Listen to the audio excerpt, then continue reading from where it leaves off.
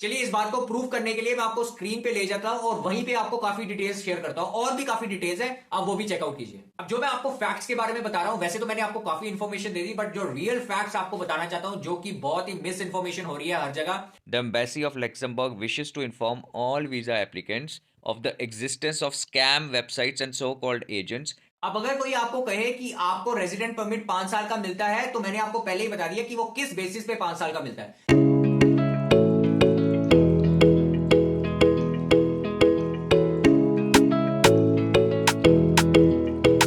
Guys, अगर हम कोई भी प्रोसेस के लिए अप्लाई कर रहे हैं, किसी भी वर्क वीजा के लिए अप्लाई कर रहे हैं या इमिग्रेशन प्रोसेस के लिए अप्लाई कर रहे हैं, हमारे लिए फैक्ट्स जानना बहुत ही जरूरी है। मैं ये क्यों कह रहा हूं, क्योंकि आजकल हमारे आसपास इतनी मिसलीडिंग इंफॉर्मेशन है कि कभी कभी हम बिना जांच पड़ताल करे, बिना खुद रिसर्च करे, उस जाल में फंस जाते हैं। इसलिए आई ऑलवेज बिलीव कि कभी भी स्टेप लेने से पहले, कोई भी स्टेप लेने से पहले अपनी खुद से अच्छे से रिसर्च करें, राइट सोर्सेज से इंफॉर्मेशन को गैदर करें, अपने आप को सेटिस्फाई करें और फिर कोई स्टेप लें। और ये वीडियो शुरू करने से पहले ही मैं क्यों ये बात डिस्कस कर रहा हूं, वो आपको पता चलेगा आगे इस वीडियो में। So stay tune till the end. दोस्तों, आज जिस कंट्री के बारे में हम बात करने वाले हैं वो कंसिडर की जाती है the richest country in the world.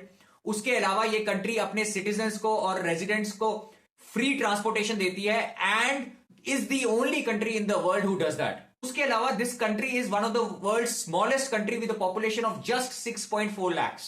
ये कंट्री के बॉर्डर में आते हैं Belgium, Germany and France, which are all the developed countries. इस कंट्री की जीडीपी भी सेकंड हाईएस्ट है इन द वर्ल्ड। उसके अलावा मैं हैरान हो गया था ये बात सुन के कि इस कंट्री की जो 50% पॉपुलेशन है, लेट मी रिपीट, 50% जो पॉपुलेशन है, they are 40 year old and above. So this is definitely not a young country. और इसका क्या मतलब है आप समझ ही गए होंगे। It means more people are going to get retired soon, that automatically means more people are required in the country. उसके अलावा 2022 का डेटा ये कहता है that for every 1000 people in this country 48% of the population is of immigrants. मतलब ये कि इस कंट्री की 50% पॉपुलेशन ऑलमोस्ट इमिग्रेंट्स की है। इस कंट्री का जो वीजा का सक्सेस रेट है वो है close to 96 to 98% for students and 96 to 97% for work visa holders. And guys, आगे बढ़ने से पहले please don't forget to subscribe and click on the notification button. Now let's quickly move on to the benefits of the program. पहला तो ये कि ये visa आपको अनेबल करता है कि आपकी फ्री मूवमेंट हो सकती है पूरे शेंजन एरिया से, which includes countries like Germany, Belgium, Spain, Finland, Portugal, Poland, Sweden, Norway, Switzerland and many more. दूसरा हमारा बेनिफिट यह है कि इस वीजा को अप्लाई करने के लिए आपको कोई लैंग्वेज प्रोफिशिएंसी का टेस्ट भी नहीं देना। तीसरा बेनिफिट यह है कि इस प्रोग्राम के लिए कोई भी एज लिमिट नहीं है। चौथा बेनिफिट यह है जो आपको वीजा इशू किया जाता है वो अप टू 5 years किया जाता है। पर हमारे लिए जानना बहुत ही जरूरी है कि ऐसे कौन से केसेस पे ये वीजा 5 years के लिए इशू किया जाता है। ये आपको कोई नहीं बताएगा, बट हमारे लिए जानना बहुत ही जरूरी है। गाइस, अगर हम कोई भी प्रोग्राम को पकड़ लें, जब तक हम उस प्रोग्राम के रूट्स तक नहीं जाएंगे तब तक हमें उस प्रोग्राम के फैक्ट्स के बारे में नहीं पता चलेगा। बट ये जो वीडियो है ये लग्जमबर्ग डी वीजा के सारे फैक्ट्स को अच्छे से क्लियर करेगी। अब कोई भी जब इमिग्रेशन रिलेटेड कोई वीडियो बनाता है, जैसे कि वर्क वीजा के ऊपर वीडियो बना दिया या कोई भी परमानेंट रेजिडेंट प्रोग्राम के ऊपर वीडियो बना दिया, इसके अंदर बहुत ही रिसर्च जाती है, बहुत ही डेडिकेशन चाहिए, बहुत ही स्टडी चाहिए। It is not possible to bring on any program just 1 day of research और उस पर वीडियो बनाती, ऐसा पॉसिबल नहीं है। इसलिए अगर आप देखेंगे मेरी एक वीडियो के बाद जब दूसरी वीडियो आती है उसमें काफी दिनों का गैप होता है, मतलब 3 या 4 दिन का गैप होता ही होता है। बिकॉज जो मैं वीडियो आपके सामने लेके आता हूं उस पर जस्टिस क्रिएट करना बहुत जरूरी है, उसमें फैक्ट्स बताना बहुत जरूरी है, उसमें अच्छे से रिसर्च करके आपको बताना बहुत जरूरी है। बट स्टिल मैं यही कहूंगा कि it is entirely your responsibility to make sure कि आप कोई भी कदम लेने से पहले अच्छे से उसकी रिसर्च करें, अच्छे से अपने आप को सेटिस्फाई करें कि at the end it is your life and you are the only person who is responsible for it. अब जब हम डी वीजा की बात कर रहे हैं, इसका मतलब यह है कि आप लग्जमबर्ग में 3 months या उससे ज्यादा काम कर सकते हैं। Now let's discuss case to case basis. पहला केस आता है हमारा एज अ सैलरीड वर्कर। अगर आप लग्जमबर्ग में एज अ सैलरीड वर्कर जा रहे हैं and this is your first time resident permit, then you will not be issued a resident permit और a visa for more than 1 year। और वो ही नहीं, उसके अलावा आपको वीजा इशू किया जाएगा वो सिर्फ एक ही प्रोफेशन में काम करने के लिए दिया जाएगा और उसके अलावा आप एक ही सेक्टर में काम कर सकते हैं। हाँ, मगर अगर आपने ऑलरेडी यूरोपियन यूनियन में कहीं लॉन्ग टर्म रेजिडेंट पे काम किया है for 5 years, only in that case you will be issued a 5-year resident permit. अब अगर कोई आपको कहे कि आपको रेजिडेंट परमिट 5 साल का मिलता है, तो मैंने आपको पहले ही बता दिया कि वो किस बेसिस पे 5 साल का मिलता है. दूसरी बात ये, ऐसा नहीं है कि आपका ये एक्सटेंशन नहीं होता परमिट. अगर आपको 1 साल का भी परमिट मिल जाए तो आपका ये फर्दर 3 इयर्स के लिए एक्सटेंड हो जाता है, बट प्रोवाइडेड आपने 1 साल खत्म होने के 2 महीने पहले आपने एक्सटेंशन के लिए अप्लाई कर दिया हो. दूसरा केस हमारा आता है अगर आप वहां जा रहे हैं as a high skilled worker. देखिए उस केस में जो आपको परमिट मिलता है वो मिल जाता है 4 साल का. मगर समझ लीजिए आपको कोई जॉब अगर वहां पे मिलती है जिसकी ड्यूरेशन 4 साल से कम है, समझ लीजिए आपको वहां जॉब मिलती है जिसकी ड्यूरेशन है 3 साल की, तो उस केस में आपको क्या मिलेगा कि 3 साल का आपको वीजा मिलेगा और प्लस 3 मंथ्स का एक बोनस पीरियड आपको मिल जाएगा. मतलब आपका वीजा जो आपको इशू होगा वो 3 इयर्स प्लस 3 मंथ्स का होगा. मगर ये वीजा भी फर्दर एक्सटेंड हो जाता है, उस केस में कोई प्रॉब्लम नहीं आती है. हमारे लिए एक और बात जानना बहुत जरूरी है कि अगर आप as a highly skilled worker जाते हैं वहां पे, तो आपकी जो मिनिमम सैलरी होनी ही चाहिए वो है 84,780 यूरोस. इससे कम आपकी सैलरी नहीं होनी चाहिए. मगर हाँ, अगर आप वहां पे हाई स्किल्ड वर्कर ऐसा जा रहे हैं बट आपका प्रोफेशन आईटी फील्ड में है, जैसे कि software developer, application programmer, system administrator, web developer, database professionals, mathematicians, statisticians, तो इस केस में जो मिनिमम सैलरी आपको ऑफर होनी चाहिए वो होनी चाहिए 67,824 यूरोस. तीसरा केस हमारा आता है अगर आप सेल्फ एम्प्लॉयड पर्सन है. अगर आप वहां पे एज अ सेल्फ एम्प्लॉयड जा रहे हैं, उस केस में भी जो आपको वीजा इशू किया जा सकता है वो किया जा सकता है 3 साल का, एंड फर्दर 3 साल कंप्लीट होने के बाद आपका वीजा एक्सटेंड भी हो सकता है. उसके अलावा कुछ ऐसे भी प्रोफेशंस है जो कि वहां पे रेगुलेटेड प्रोफेशंस है, जैसे कि health care related. Example, dietitians, physiotherapist, nurses, laboratory assistants, surgical assistants. अगर आप इन प्रोफेशंस में हैं, then you need to touch base with the ministry of health in Luxembourg to understand the formalities. चलिए अब हम कुछ ऐसे सेक्टर्स की बात कर लेते हैं जो कि एक्यूट शॉर्टेज है for manpower in Luxembourg, and they are very much open to hire people from abroad. इसमें हमारी इंडस्ट्रीज जो आती हैं वो है finance, IT, business services, legal advice, health care, hospitality, tourism, engineering, research activities and food processing. अब एक website है जिसका नाम है work-in-luxembourg.lu. इस वेबसाइट में आपको स्पेसिफिकली वही पोजीशंस मिलेंगी जो कि हायर करना चाहते हैं पीपल फ्रॉम आउटसाइड लग्जमबर्ग. तो इस वेबसाइट को आप जरूर चेक करें. और उसके अलावा इस वेबसाइट में सबसे पहले तो आपको रजिस्टर करना पड़ेगा और अपने रिज्यूमे को अपलोड करना पड़ेगा, ताकि वहां पे जो एम्प्लॉयर्स हैं वो आपका रिज्यूमे चेक कर सके. इसके अलावा कुछ और जो वेबसाइट्स हैं जहां पे आप जॉब को ढूंढ सकते हैं वो है LinkedIn, jobs.lu, movie job, jobsinluxembourg.eu and Indeed.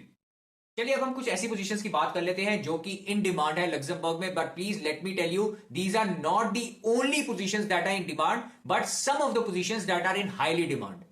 इसमें हमारा पहले तो आ जाता है accounting, then comes financial audit and control, IT research and development, technical support in information systems, kitchen staff, system analyst, restaurant service and legal consulting.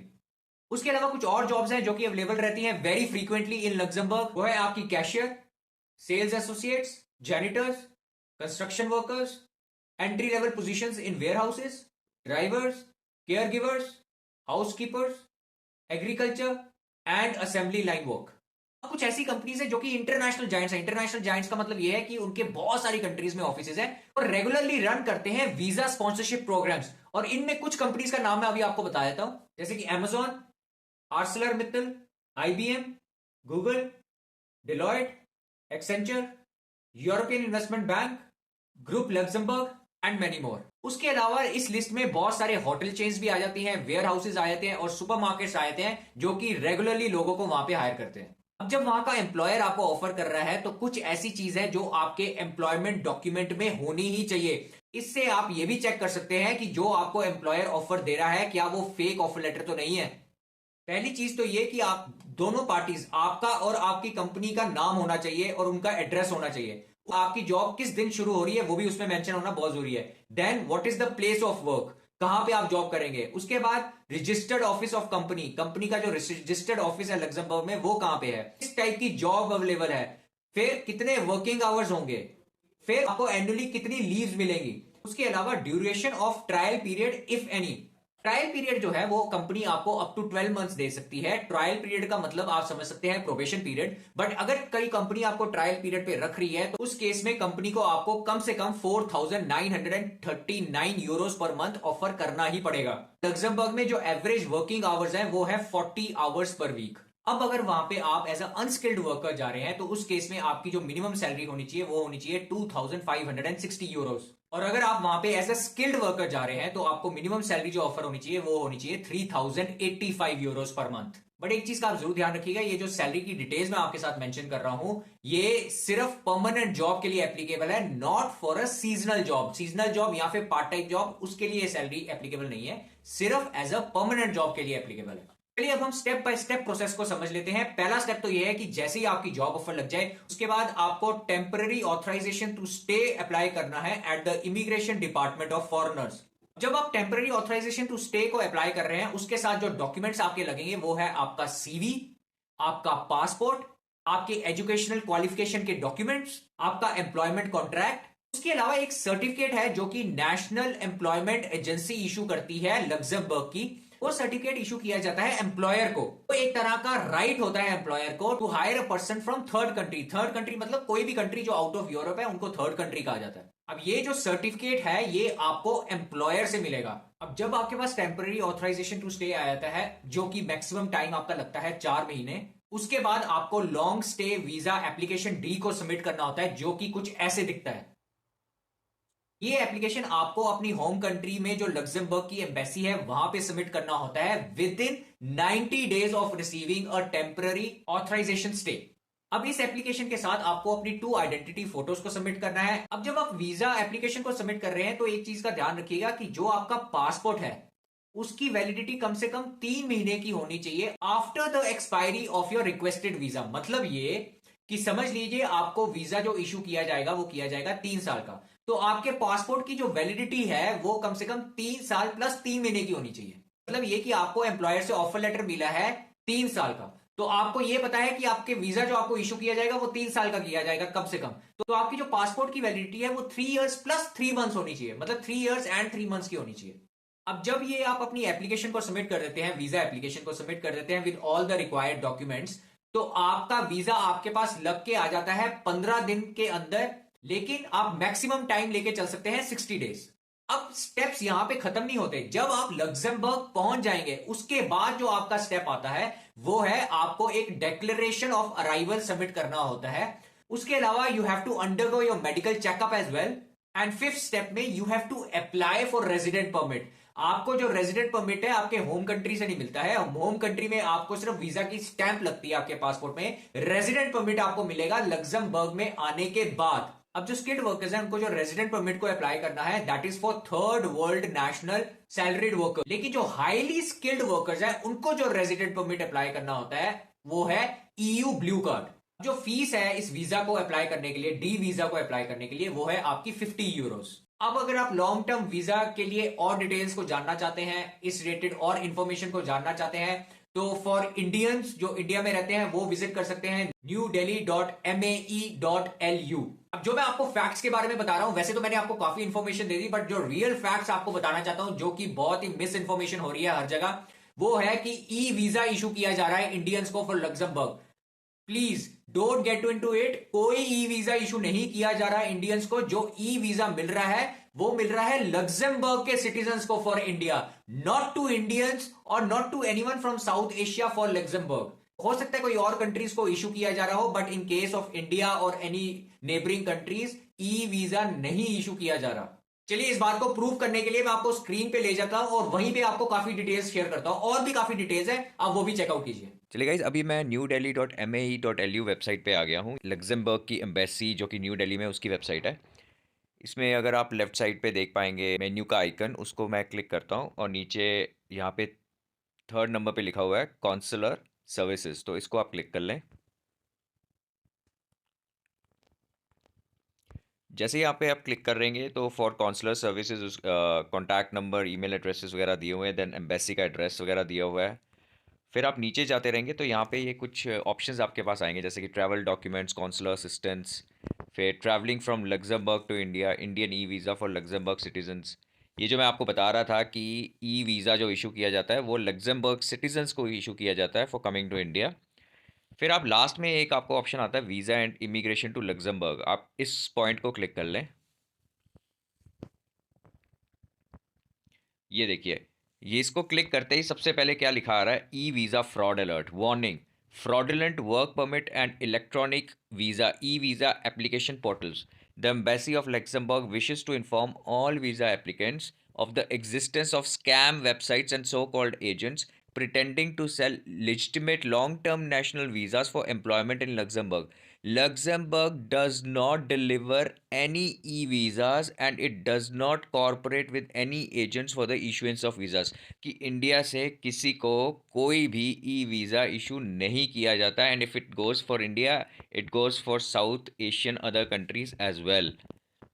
उसके अलावा यहाँ पे लिखा हुआ है beware of information on social media platforms, the only trust official sources about immigration to Luxembourg.